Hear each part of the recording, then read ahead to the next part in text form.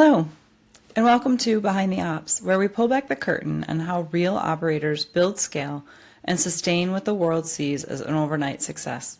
Today we're diving into the world of wellness innovation with Ashlee Foy, PA.C. MMS, and a seasoned executive, clinician, and serial founder whose career has redefined what health really means. From leading Fortune 500 initiatives to launching 5 startups, including Runology, a DNA-driven wellness brand, Ashlee's built a business model rooted in science, personalization, and purpose. Her journey is part innovation playbook, part mission-driven reinvention, and all with exceptional operations. We'll explore how she scaled global brands, secured patents, and turned tragedy into a platform for proactive health. No hype, no fluff, just real strategies and structures behind how vision becomes intentional growth. Let's go behind the ops with Ashlee, the powerhouse redefining what personalized wellness looks like when built with operational precision. Hi, Ashlee. How are you? I'm good. How are you? I'm excellent. Thank you so much for taking time out to jump on with me today. Absolutely. I'm excited. Me too. So let's jump right in. Let's talk about your operational background. I know you have tons of it, so why don't you give us a little bit of an overview? Yeah, so I've been in the wellness space for about 30 years. I started off on the clinical aspect of it. From the clinical space, I left clinical and went into kind of entrepreneurial and the sales realm of the companies. And as I grew into kind of climbing that corporate ladder, I realized that one of the missing links that really kind of is the fundamental ground of a company is operations. Sure. And, so many companies want to hire the sales division, figure out how we're going to push this company forward. But they forget that if you do that on unstable grounds like operations and how it's all going to function, it could collapse. So I moved into operations space once I was a president of a private, publicly traded company and realized that I loved it. Like it was really, truly the foundation of not only my career, but at the same time, me moving into the entrepreneur and starting companies and being able to have both aspects of a company, the sales, the startups, and then also operations. Absolutely. So you're with you started Runology now. Well, let's talk a little bit about that. Tell us a little bit about what that looks like. Yeah, so my husband and I started the company about 2.5 years ago now. We really started it because, we saw that there was a missing link in wellness. It was everybody's kind of doing what either their neighbor's doing, their best friend, their doctor tells them, all those things, but they're not really finding out what's best for them in their body. Right. So we saw that there was a missing link between wellness, supplements, space, and the individual. So we started Renewology really with the concept of take your DNA test, figure out exactly what your body needs, what format it needs it in, before you just start opting into all kinds of supplements. And as we talk to consumers, they're like, oh, yeah, I take 6 different supplements a day. Most of them probably they don't even need. Right. So we moved into that, and now we've really grown the company to multiple areas of wellness, really more on that functional medicine space. I love that. It's so true, right? I mean, my greatest medical advice comes from my very best friends, and usually the ones that have no medical degree at all. So it's certainly a space We that all needs. do it. We all say like, "Oh, what are you taking for this?" And they're like, "Oh, I'm taking this and I love it." Well, they might love it and it might work for them, but it might not work for you. So Correct. that's really the kind of the push is not only know what your body needs, but know what is lurking in the darkness. We have this saying that your DNA whispers. So we want you to know kind of what potentially you could have in the future and try to prevent that or push it down the road and what we call disease interception. Love that. I love that. Your DNA whispers. So tell me a little bit about how your operations whispers, right? You said you kind of jump into the customer. I mean, I would assume, I shouldn't assume, but I'm assuming that in your space, customers and how they engage with you is critically important. So talk a little bit about how you kind of map that out or what you're looking at and what how you kind of engage and where you engage with your customers. Yeah, so I learned a lot of that piece from my last company where they were a startup. They hired the sales teams first. They were thinking of the products that they wanted, but they didn't think about how they're going to get the products, who's going to engage with the consumer, and if there's an issue, who's going to take care of it, who's going to ship it, who's going to store it, all those things. So I learned a lot. So when we started Renewology, we really wanted to say, what's the foundation? Who's going to be shipping the product? How are we shipping it? How are we making sure that the consumers get a good experience from it? Right. Who's doing the lab work with the DNA testing? We really outlined all of that before we even sold $1, because we really wanted to make sure that the experience and the journey for the consumer was good. So we really looked into, do we do a 3PL, which everybody's kind of moving towards, but you lose control over so many pieces of customer service when you do a 3PL. Right. And I think there's places and times for a 3PL to work. And I think that there's places and times where you really want to hone in and do it yourself. Right. So we kind of did a blend. We said, okay, there's certain things that we can give to the 3PL that can take weight off of us and it'll make it easier. And then there's other things that we handle internally, just because we really want to make sure that, again, everything kind of falls into line with not only the consumer, but laws and regulations, Sure. quality control, all of those pieces. So there are a lot of things that we do in-house with our team so that we can just guarantee that chain of command for some of those products. And so did you develop your operating model around that original customer journey engagement, or have you kind of morphed it into things from the beginning, or? I think we've always stayed tied and true to that. We want to make sure it's all about the consumer. It's all about our wholesale, which are practitioners, they're physicians. So we do have a wholesale as well department. And we really just wanted to make sure that as long as that doesn't get a lot of different breaks in the bridge, we're Right. okay. We have probably morphed a little bit as we grow, because then the need grows. So there are some things that, we used to do very coddling and handling. As we've grown, we've realized, okay, we can't do that forever. Sure. You've got to be able to give it to somebody, delegate. Sometimes as entrepreneurs, you try to hold in every aspect of a company just because you feel like if you have your hands on it, it'll always be perfect. But you don't realize as you grow that sometimes it's time to delegate so that you can continue on the right path. So we have learned, and I have learned personally, because I'm probably one of them, I'm an A personality, that I can't have my hands in everything at all times, because Right. there's going to be a lot of breaks, because I'm only one person and there's only so many hours in a day. So I have learned to try to delegate. I have learned to say, okay, what is my capacity? And I think as entrepreneurs and CEOs and even COOs, Right. what is your capacity to where you need a team? And what's your capacity where you need people to kind of help and support you? So was there something in either Runology or another past experience that kind of triggered for you that you were like, oh my goodness, ops is killing us, or this particular breakdown, and you called it a bridge, that bridge may be breaking down? Is there something in there? Was there a trigger? What happened that made you realize, oh, we've got to either readjust our customer journey map or readjust our operating procedures?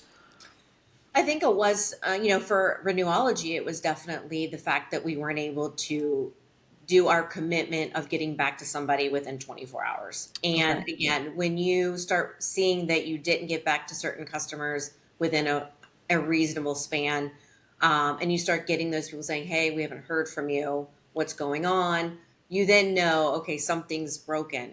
And you have to listen to the very small alarms that are going off when it's only like a couple of consumers versus mass consumers saying, Right.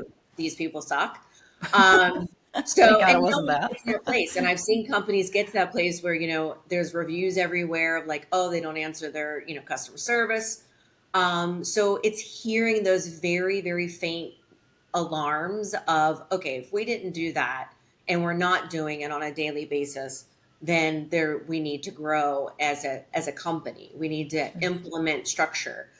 There's times where you can implement automation. You don't have to handhold personally every single thing. If you can automate things and make your life easier, it's always a plus. So there were definitely small little signs that we were not meeting up to the expectation of what we should. And then we pulled the alarm and said, okay, let's readjust. Let's see what we need to do to make sure that everybody is touched within a reasonable time. Of course. And how did you kind of go about that measure and metrics, right? Because you obviously said, you want a 24-hour turn time. How are you measuring that specifically? Really, there's a cutoff window for us. So it's like if Okay. everybody, comes in before 2 o'clock, they should be touched before the end of the day. If Okay. they can't be touched, then we need to grow as a company. It's also, as the CEO, entrepreneur piece of it and the owner of the company, I'm also doing so many other things. I'm looking at partnerships, I'm looking at, inventory and production, I'm looking at new products and new things for the consumer.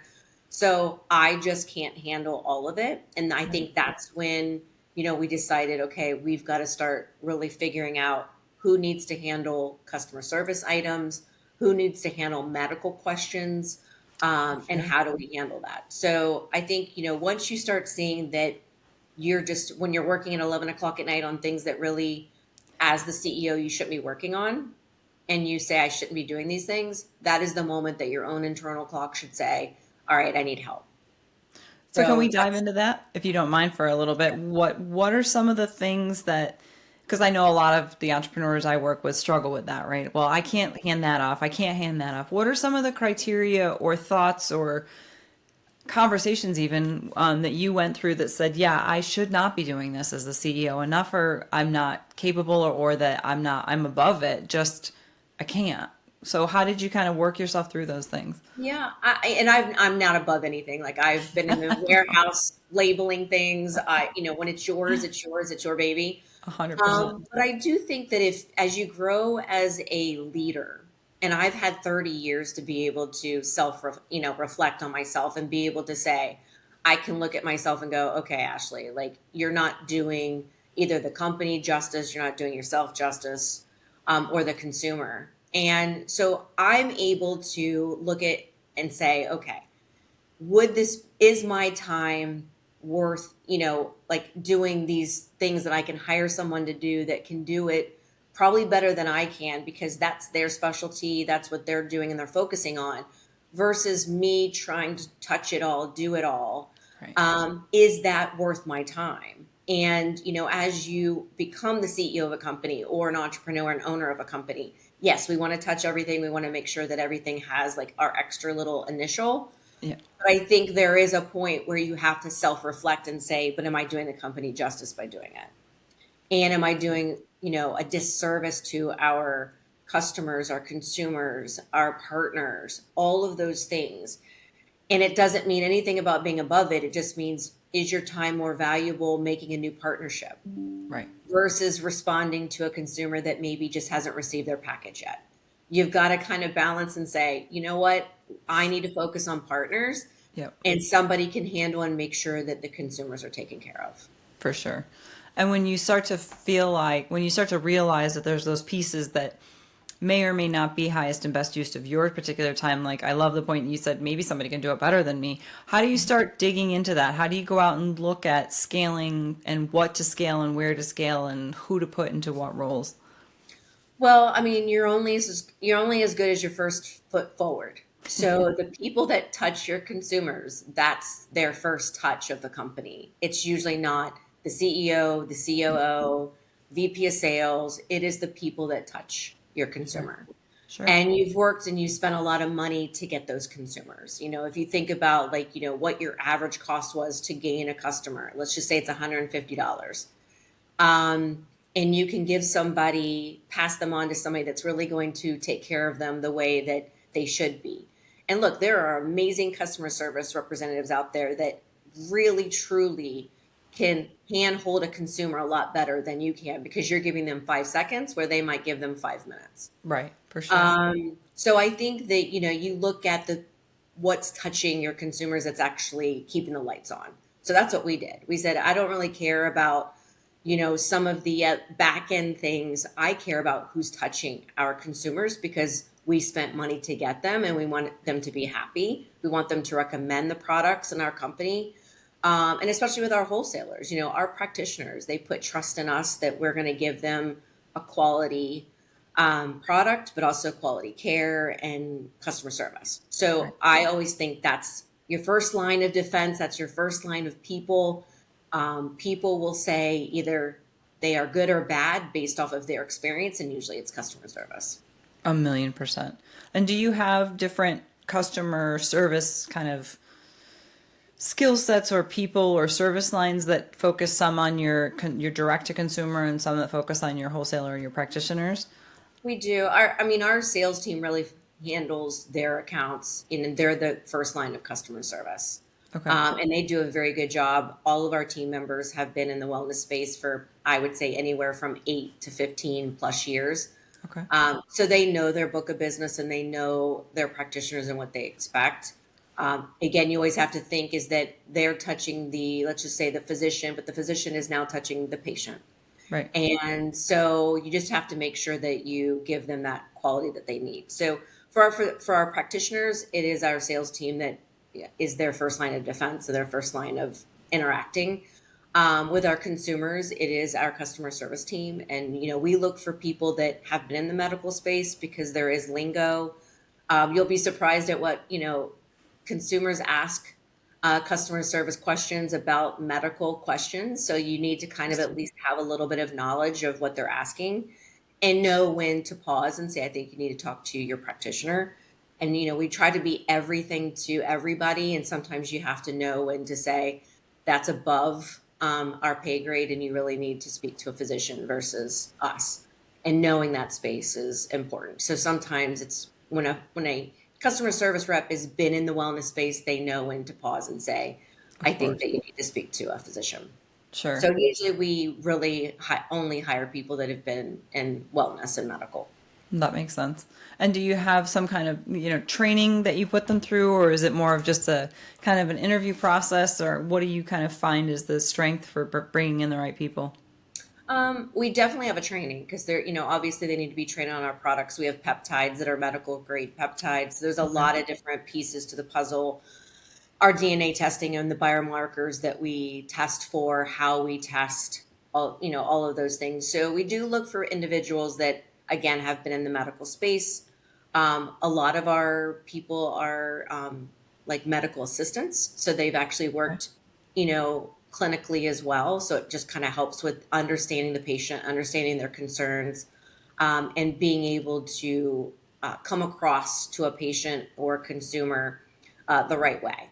So that's usually our first look is, looking for people that kind of have touched a patient before, because you have to understand that there's a little difference to that than, your package is lost and, oh, wow, kind of. Yeah.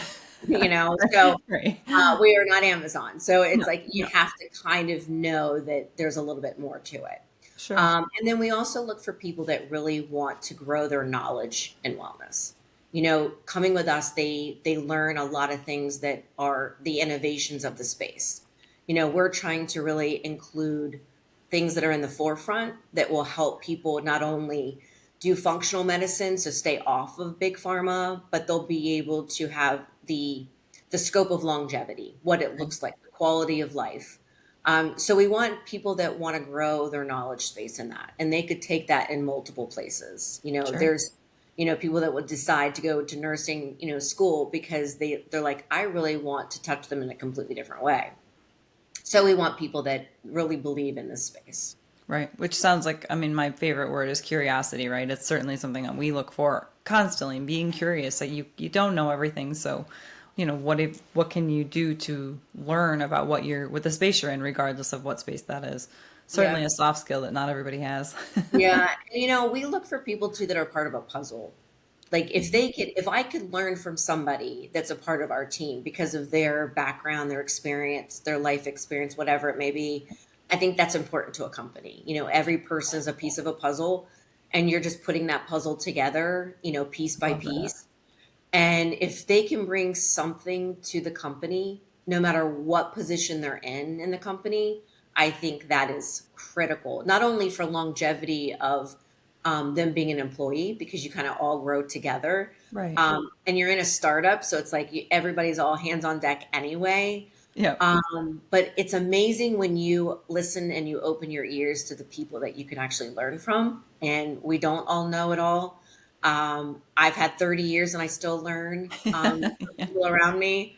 I learned from my own kids. But I think it's important to look for that, to look for people that are different than the people that you already have, come from a different walk of life. different experience, like all of that, because when they all start talking and they all start engaging in each other, the learning is truly amazing. It's exponential, right? It's the power of a million at that point. So Oh yeah. it sounds like everything is sunshine and roses and, everything has been perfect, right? It's running perfectly. It's awesome. So, of course, I have to ask the question of what's not going right and what are we doing? How are we working on fixing one or two of those things? Well, I mean, there's a lot that doesn't go right, especially like I would say in the first, 18 months of a company. Sure. There's many days that you look and say, okay, that went horribly wrong. And you have to be okay with it because like Hmm. that's how you learn and you just, redirect.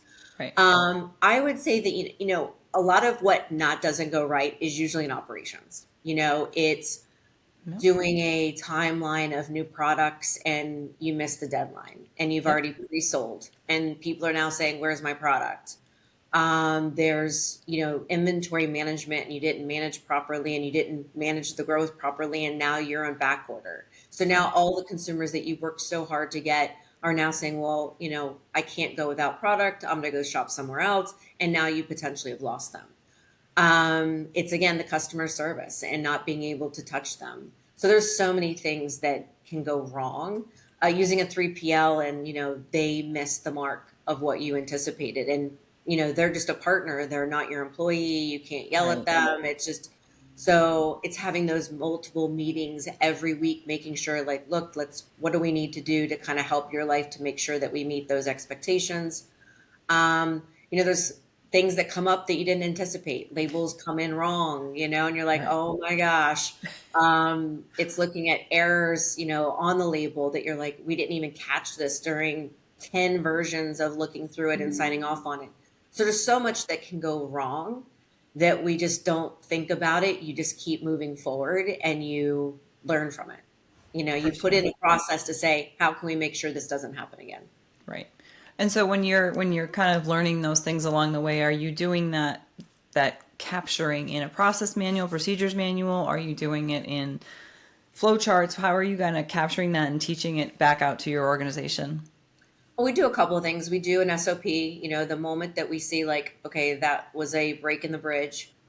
We do an SOP that everybody's kind of updated and trained on, so that they understand. If it's something that we're like, okay, how can we prevent this? Like, for example, in automation, we implemented an inventory, program that alerts us now during a threshold. We gave us ourselves, and our manufacturers more lead time. They tell you, 4 to 6 weeks, put it as 8 to 10 because something's going to go wrong. Right. And you just start learning, as you find the oops and you say that was painful, you try to implement something that's going to prevent it. Will it 100%? Probably not. No. But it's going to decrease significantly when you have as much in place as possible and everybody in the company is on the same page. Right. If everybody is, we sometimes tend to think that the people up top just have to know and understand the process when it's really not true.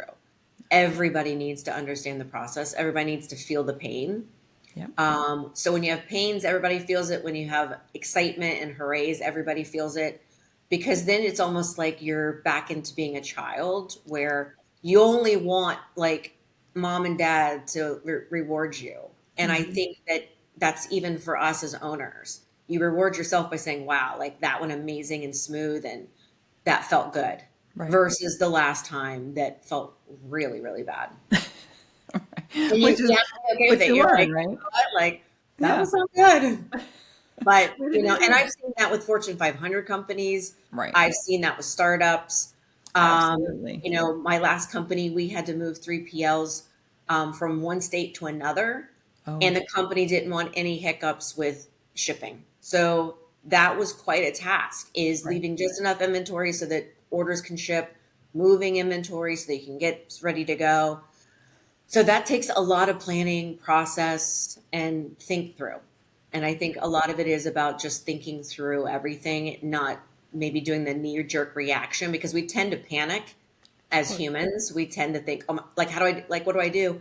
I think if you think through it, like almost like playing chess, if you think through it and say, what's the end goal? and how do I get there the smoothest? I think usually you'll seek out the mistakes before they happen. Most times, for sure, right? And you Or at only least hope, mitigate. right? You're like, I hope so. Yeah.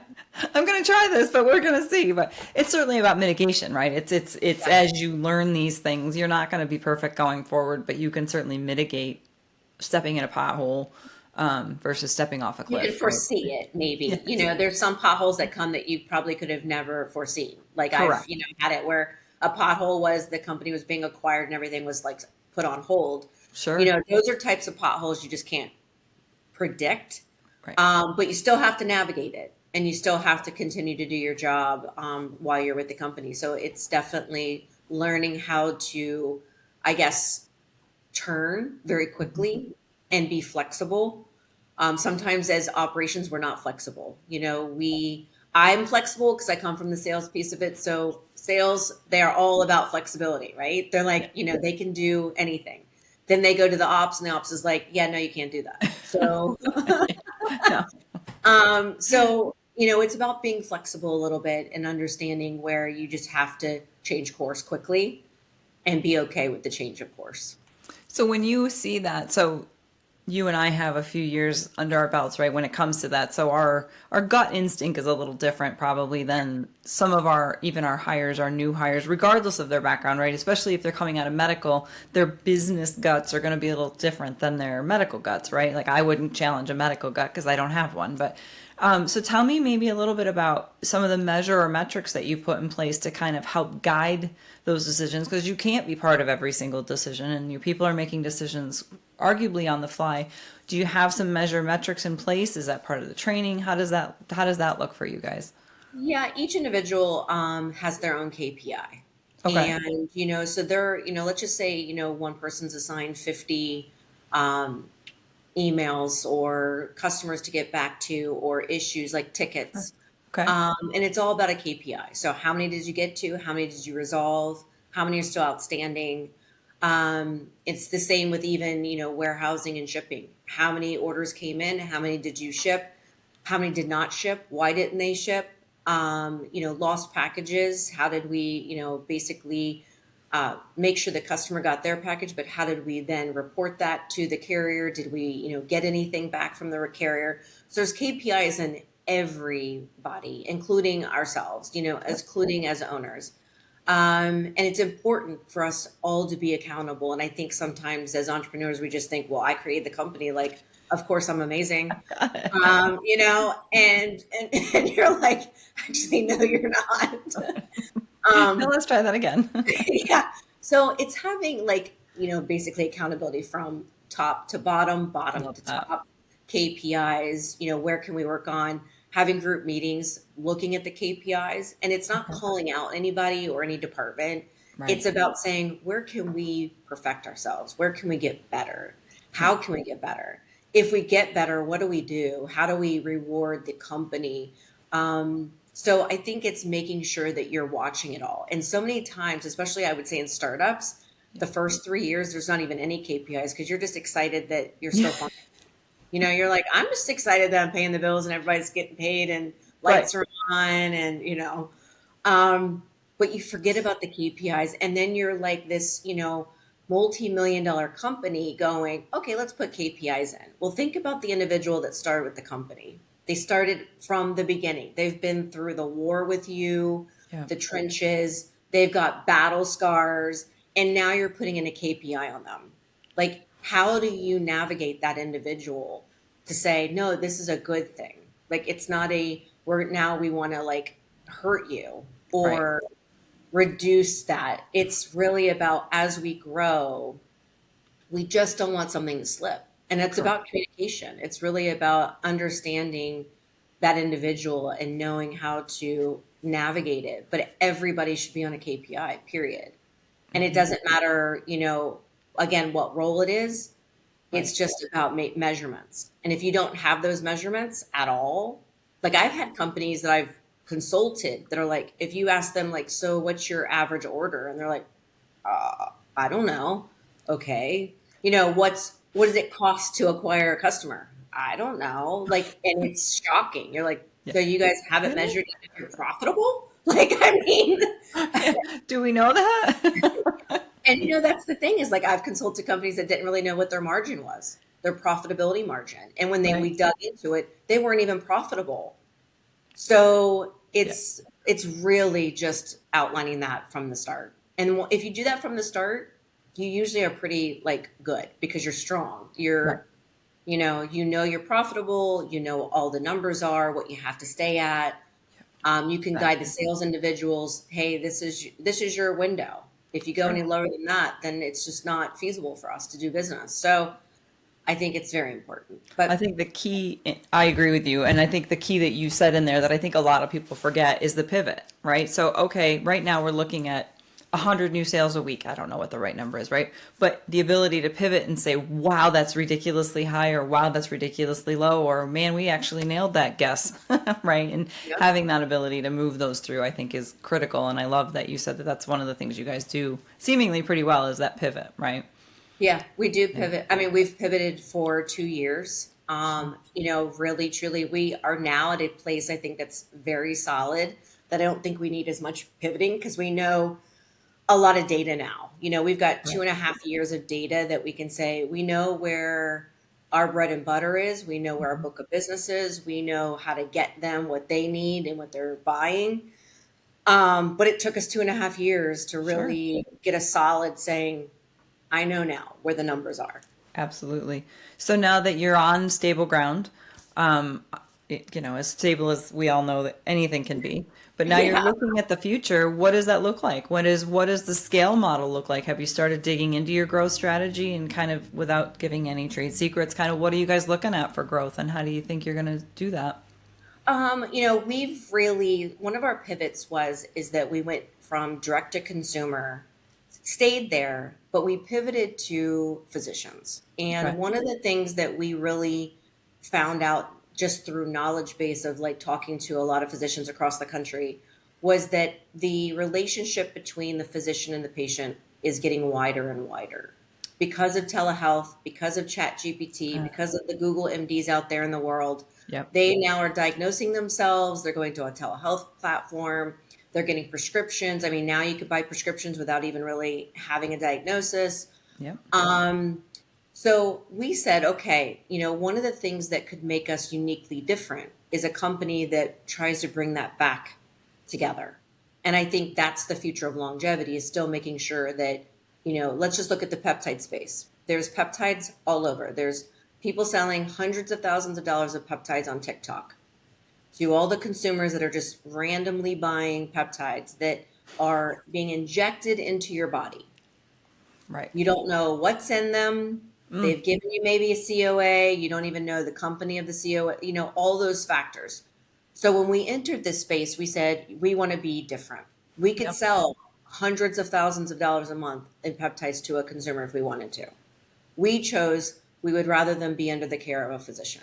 We would rather them be directed through a physician.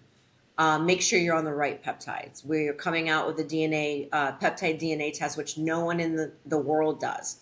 So now you can actually test yourself to see which peptides will work best for you based off of your DNA.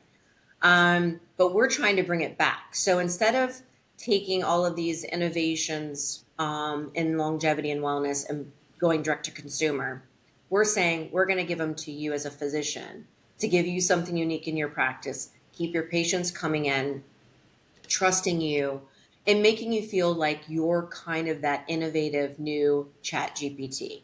Right. You've got knowledge, you're not old school, you now have new tools. And that's worked for us. Companies and partners like our lab partner literally said, we deal with a lot of different companies, and you're probably the only company that's going to only focus on physicians and practitioners. Um, for this. Everybody just wants to throw it at the consumer. Half the consumers don't even really realize what they're reading. When you get a DNA test for wellness, they're like, okay, so I've got a couple of methylations, have no clue. I've read a little bit about it. But having a physician tweak it and say, okay, these are the important items of your DNA. Right. Not that if you're more likely or not likely to like asparagus. It's like, let's test what's your potential of having Parkinson's disease? Sure. Like, Those are the things that we want to bring to the forefront, not little silly things of like, do you like sugar? Yeah. So that's what we're trying to do. So with that, I think, coming into, innovation and the growth piece of it that you asked was, we always want to be in the forefront of innovation and bring it to the practitioners. We know now that that truly is our unique proposition. Sure. That is our place of trusting physicians to then trust the consumer. We could steal their consumer from them if we wanted to, but now we've decided as a company the best route is to go to the practitioners, allow them then to treat the patient. Right. That's So that's fantastic. going to be really truly because when we did the pivot and it worked out so well for us, we were spending a lot on the Google ads and all these different social media meta ads, and you're fighting all of these multi-billion-dollar companies Right. for a position, especially in the wellness space. I mean, the wellness space is probably a $200 trillion business. When we pivoted to try it, and it became actually a reward because it was like, this is, wow, we didn't realize this was going to be a major pivot for us. We realized that it also was the future of us. Like, Right. this is truly our future. Yeah. So, I mean, I know we've talked about, you and I talked about it before, and I don't even know, but we talked about the fact of proactive wellness as opposed to reactive wellness, right? And that's something that it sounds like you're really focused on, is that proaction for the customer, but through the providers who actually can help them do those things.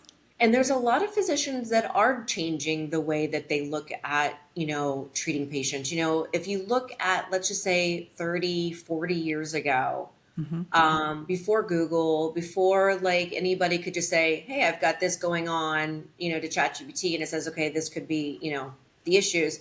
Before all of that, it was still very old school. It was still take your blood work, look at your blood work, do a, Right. chest X. Everything was very like, this is what we are taught. This is what we do. Sure. A lot of physicians now are saying, no, like we've got to look deeper, which is DNA. We've got to connect it with real-time data. Yeah. And they're wanting to keep people off of like pharmaceuticals, and I like seeing that because, going and digging into DNA, we didn't really realize some of the things. Like one of the things is that some people could have high blood pressure because they have a salt sensitivity. You wouldn't know it unless you took a DNA test Sure. or tested for the salt sensitivity, but Right. that could be causing your high blood pressure. Interesting. And, knowing that, changing your lifestyle, changing your diet, changing the way you look at salt, knowing that potassium will actually help with your salt load. So if you're going to eat something that's high in salt, knowing that potassium is actually the kind of like the counteractor. Can we get people off of high blood pressure medication, which I think would be amazing? Absolutely. That and high cholesterol. Yeah. And do we know what's causing the high cholesterol? Is it genetic based? No matter what they're on, are they going to have high cholesterol no matter what, whether they're on a medication or not? And I Right. think those are probably two of the worst medications on the market is high blood pressure and cholesterol medication.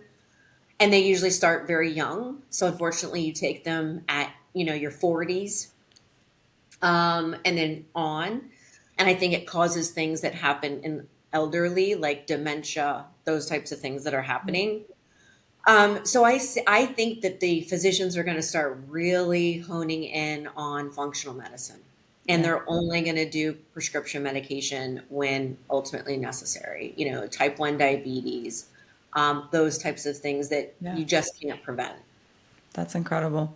Well, I certainly hope that's true. I certainly hope people will follow your lead, Ashley. I can't thank you enough for coming on the show today. I've learned a ton about medicine, which is amazing. And I certainly enjoy talking ops with you. So the best of luck to you and to the company, and I hope to see you soon. Thank you so much for having me. It was a pleasure. Thank you so much.